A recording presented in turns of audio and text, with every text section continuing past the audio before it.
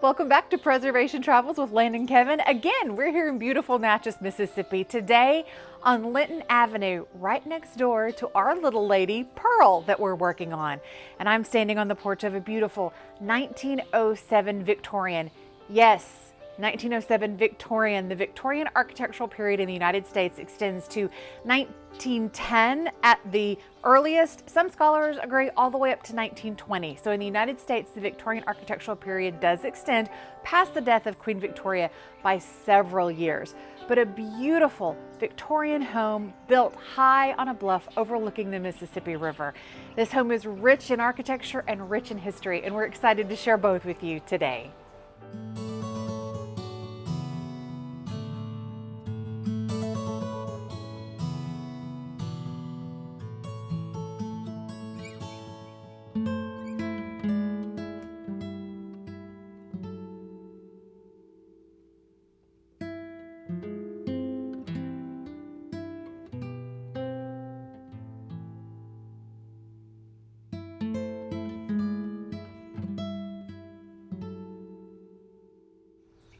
We're standing on the front veranda, which is draped with these beautiful ionic fluted columns, the volutes of which are still in absolutely remarkable condition after over 100 years. But one of my favorite elements on this house is the double entry.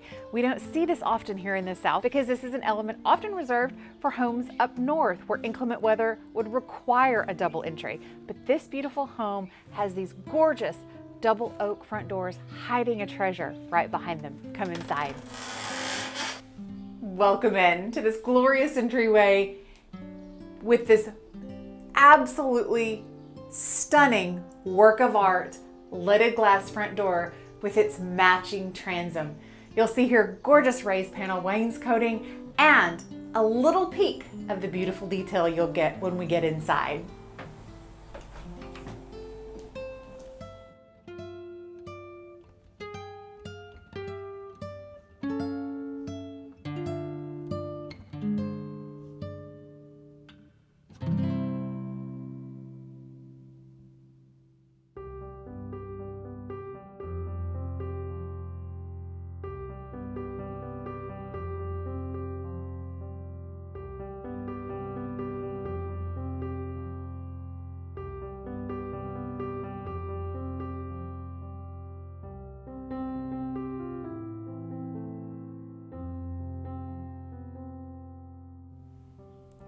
Welcome into the Mayor's Mansion. Now, why is it called the Mayor's Mansion? In 1964, Mayor Nasser and his wife lived in this beautiful home here in Natchez, Mississippi. And those of you who lived through the era remember that the 1960s were the height of the civil rights era. And here in Natchez, Mississippi was no stranger to the tensions that were occurring during that time. On the night of September the 26th, the mayor and his wife were sitting in the back parlor watching television when a bomb exploded on their front porch, causing significant damage to this structure. Simultaneously, across town at the home of a black gentleman who was a contractor here in town, another bomb went off. It was immediately blamed on the black community, but the mayor, being known as a peacekeeper between the races, refused to point fingers and searched until he found the actual culprit, saying it was just as likely that the white community was to blame for the bombings as it was that it was the black community. And throughout his tenure as mayor, Mayor Nasser worked very, very hard to be a peacekeeper during the civil rights movement and amongst the races here in Natchez, Mississippi. So this home holds not only incredible architectural history and importance, but also actual cultural historical importance here in the city. Well, here we are in the entryway of this beautiful home, once again where guests would have been greeted as they came in to the front parlor to visit the original builders of this home. It's important to note that this avenue, this entire street here, Linton Avenue, was originally developed by wealthy Jewish merchants who came to the area after the Civil War and were part of the reason that Natchez was able to thrive during the Reconstruction era. At one point, Natchez had an enormous Jewish community, and there's a beautiful synagogue downtown that represents their faith. Sadly, there are only 3 families that continue to worship at the synagogue, and they have already left the temple to the Natchez Historic Foundation once all 3 of those families have passed away. But let's take a look at the architecture of this beautiful room. Notice, if you will, the coved plastered ceilings, such a beautiful and difficult architectural element to achieve to high perfection. And it's done beautifully in this room. Look around us at all the glorious, glorious woodwork with repeating elements. We see them over and over and over. Here in the entryway, we have these gorgeous ionic columns with the scrolled volutes, egg and dart detailing. Then our entablature and architrave are highly, highly decorated with more egg and dart detailing. And we see that repeated throughout the bottom floor. How could we not notice this glorious stained glass window as we rise to the first landing that has the bow detail and the flame of knowledge in it? Our newel post is heavily carved, beautiful oak with egg and dart detail and foliate design. But harkening back just a little bit earlier to architectural trends, we have a beautiful fretwork mashrabia that separates the front parlor from this beautiful bay nook in the entryway. Let's go into the formal living area, the formal parlor, and see what treasures we find in there.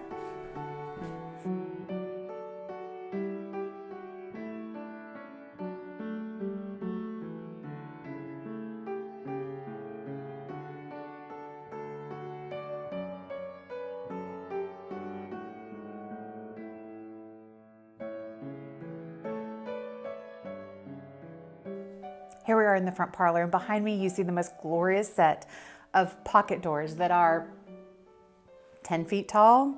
Amazing pocket doors. And you see repeated in the entablature and architrave that same egg and dart and ionic column detail. It's throughout the room. It's also at the top of every one of the windows. They're hidden right now by the beautiful draperies that have been installed, but it's in every frame around this room.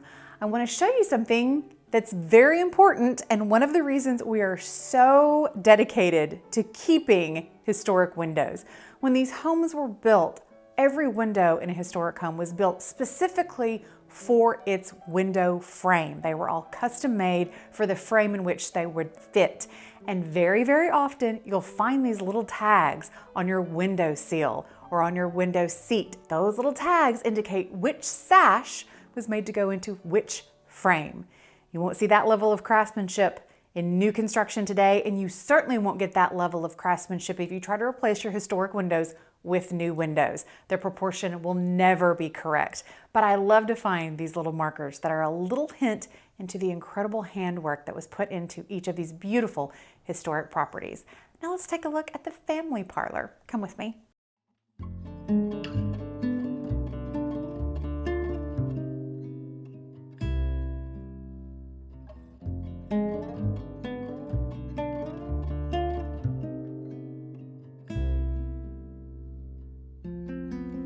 This is the family's parlor, and as we talk about so often, usually private spaces like this were kept very simple in their design. The trims were pared down, the woods were pared down, but we don't find this in this home. We find elaborate moldings, beautiful trim work in here, just like we did in the main entertaining spaces of this house.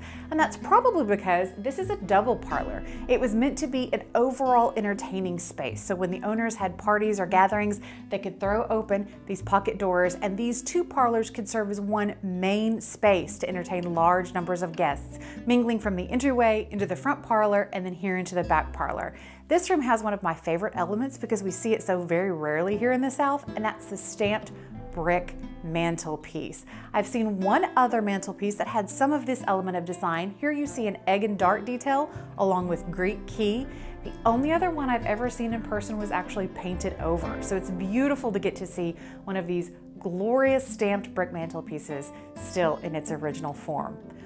Right off of this space is a first floor bedroom, which I believe to be original. So come through with me and let me point out some minor details that are obvious to me, but you might miss if you came through.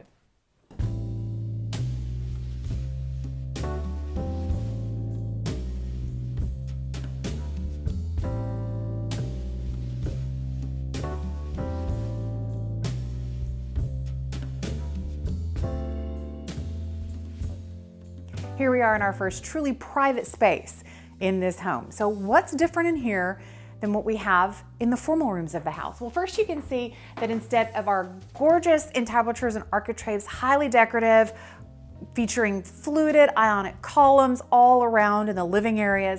Here we have our simple bullseye molding. Now, to me, this is beautiful, elaborate, and something we'd never get today. This is a full 3/4 of an inch thick, stunning with still high baseboards. But for the time, this was very, very, very simple molding. Something else in here, another radical change from the main rooms to this room.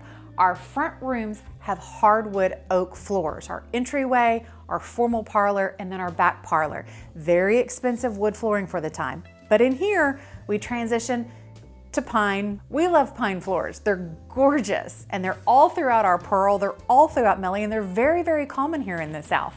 But common would have been cheap during that day, so the oak hardwood flooring was another sign of the great wealth of this family. Take a look at that main bathroom right off of this bedroom, and then we'll go into the dining room.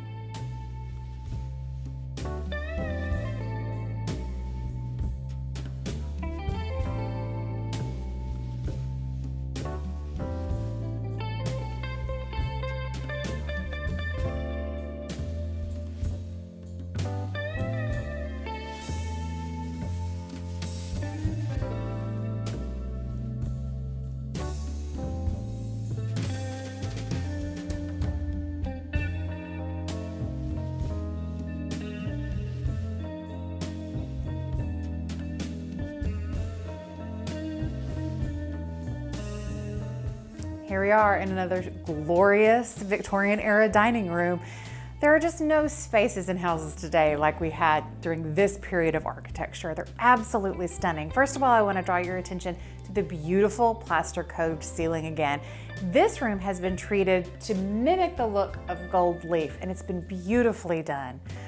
Here we have a gorgeous tiger oak columned mantle with its original tile work all around and its original mirror.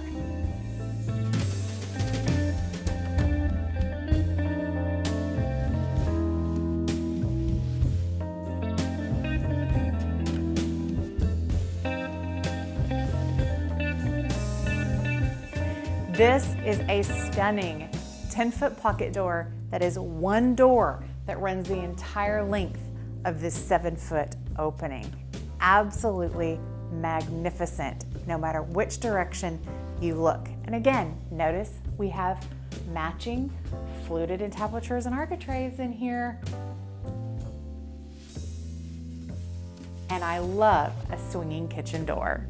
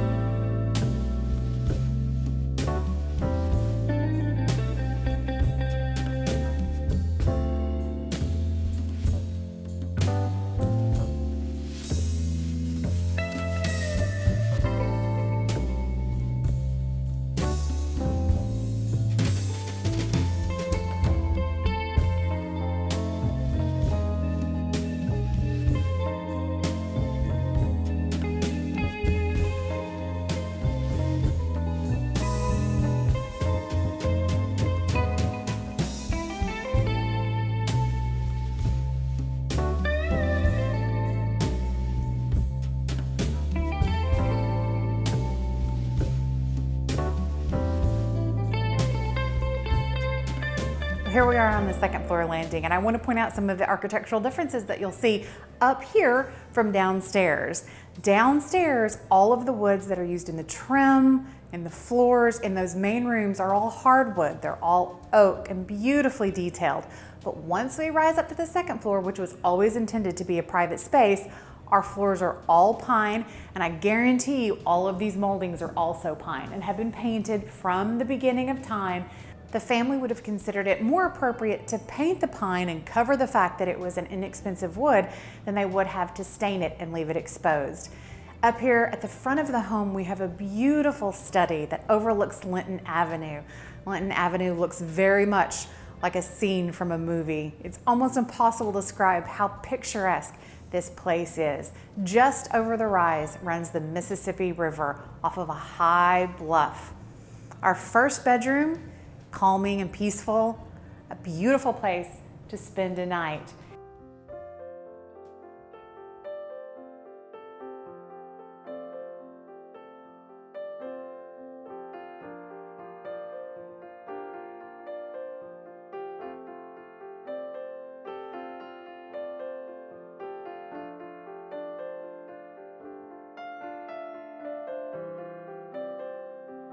There are 2 additional bedrooms, each of them with queen-size beds, and these 2 feature their original fireplaces with their stunning Victorian-era original tile.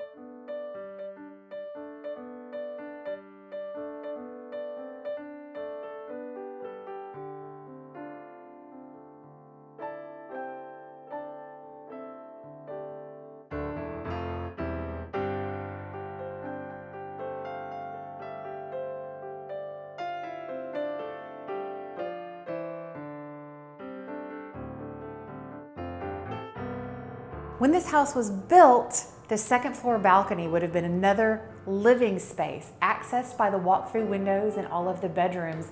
This space would have been utilized to catch the cool evening breezes flowing off the Mississippi River. We thank you for joining us for this tour today, and we hope you've enjoyed taking a peek inside this beautiful property. But I've saved the very best part for last. This property is an Airbnb, and you can come and spend a night, a weekend, a week, or like us, an entire month here enjoying the splendor and the history of the Mayor's Mansion. Be sure you search Mayor's Mansion, not Mayor's House, that's a different property entirely, and come to Natchez and enjoy some time soaking up the culture and the history of this beautiful town. Thank you for joining us on Preservation Travels with Lane and Kevin. We'll see you next time.